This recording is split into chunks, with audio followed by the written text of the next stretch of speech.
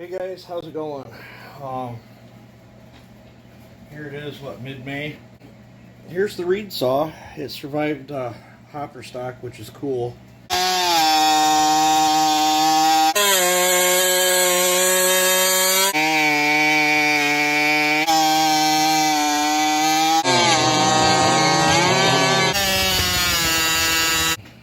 Had some people wondering, what the carburetor was that I'd grafted to it. This is a HIPA carb for a 372 XP. It seems to be working flawlessly on this build. It starts easy, has insane throttle response, but seems to be running really reliable. And HIPA sent me that carburetor. So I figured I'd do a update on it. It's still working good. So I'm very, very pleased with that carburetor. I would, on other, not only on whatever that carb's intended for, which is a 372, I would, fabricate that carburetor to many different model chainsaws if I thought it was gonna fit in there and be able to hook up linkages and fuel lines and stuff. I wouldn't hesitate a bit about running one of them. It seems to be doing absolutely. It far exceeded my expectations. I don't know if I'm going to be recarbing this to try to go with a bigger carburetor yet, or if maybe just this thing's running so flawlessly, maybe just leave this build alone and start on a whole new one. Basically, I might build another Reed 4910. Try to shoot even more on it, maybe. But before I get into all that, I got some other projects I got to get caught up on. But figured I'd show you this. This was sent to me as well. Hold it up to the camera. This is another HIPA carb. It has both adjustment screws. This is for the 025, and I have actually have two projects coming up pretty soon. I have 021, which I think has this style carburetor in it already, and then I will be doing one of my own personal MS250s. I think I got 8 or 9 dead ones still in the shed. I was gonna siphon through the parts and build me one, and figured I'd show you on the channel how I hot rod a MS250.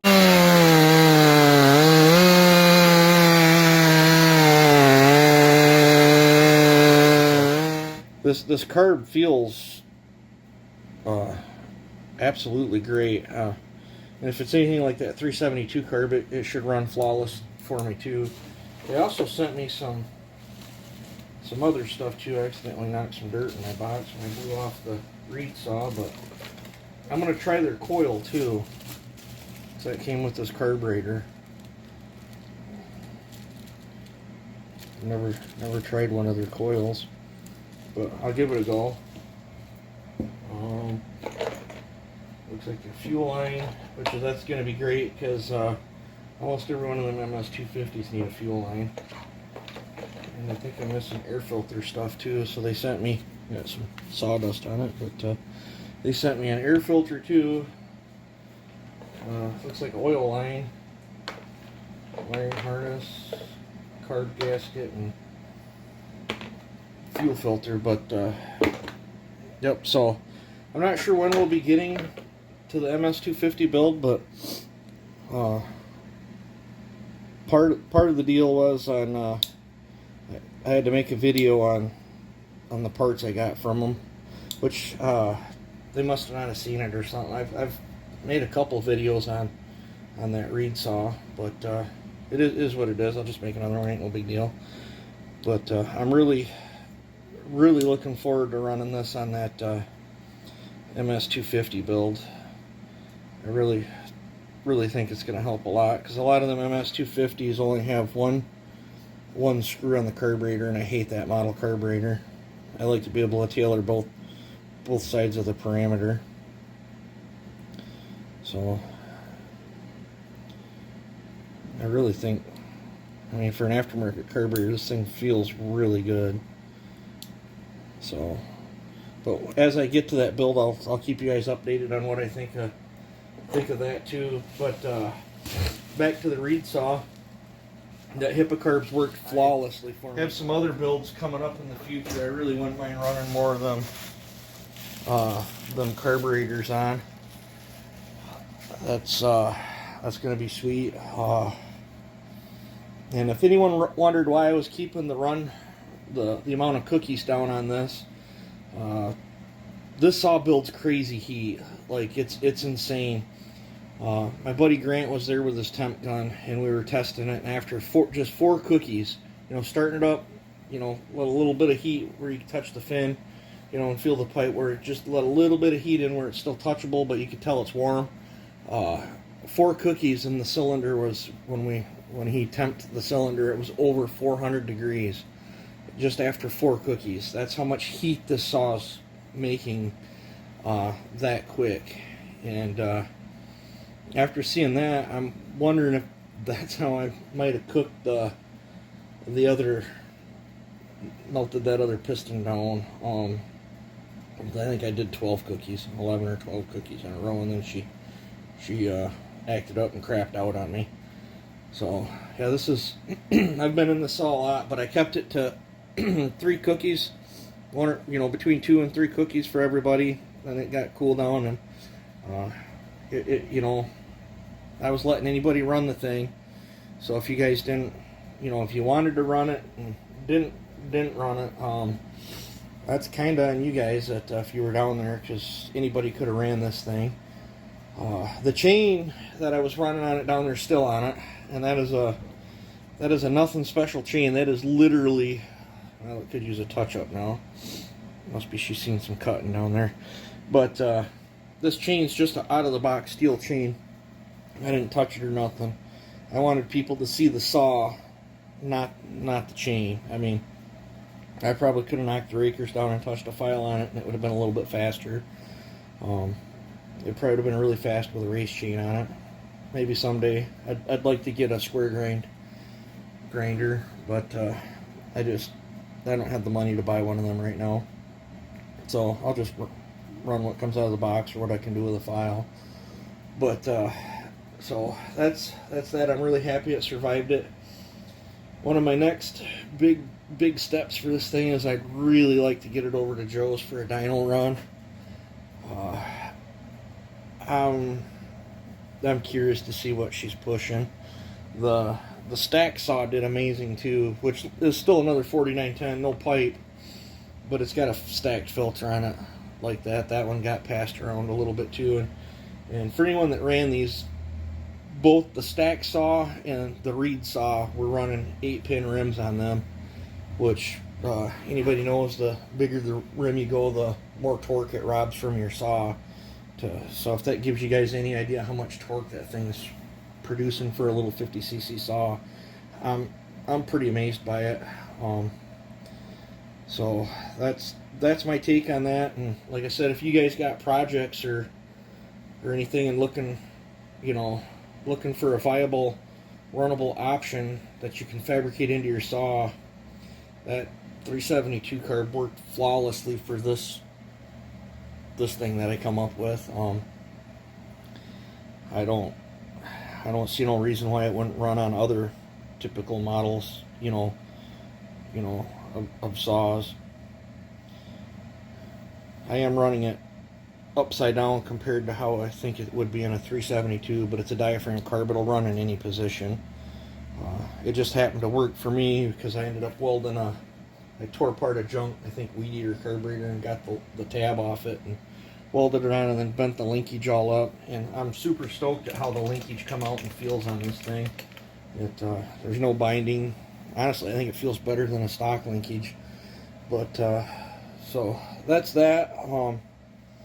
If you're looking for these HIPA stuff, they got a HIPAstore.com.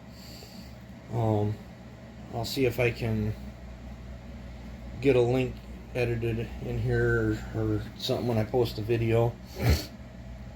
But yep, so I'm super stoked. I can't wait to try out that other carburetor. MS250 build that we'll be doing on the channel. And not sure what I'll be doing with that saw yet. It probably won't be super duper pretty looking, because I mean, all that stuff come from an auction that I ended up.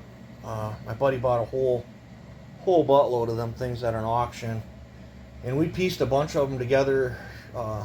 You know, taking parts out of one saw to the other, and it got him one going, and then I think he flipped a few.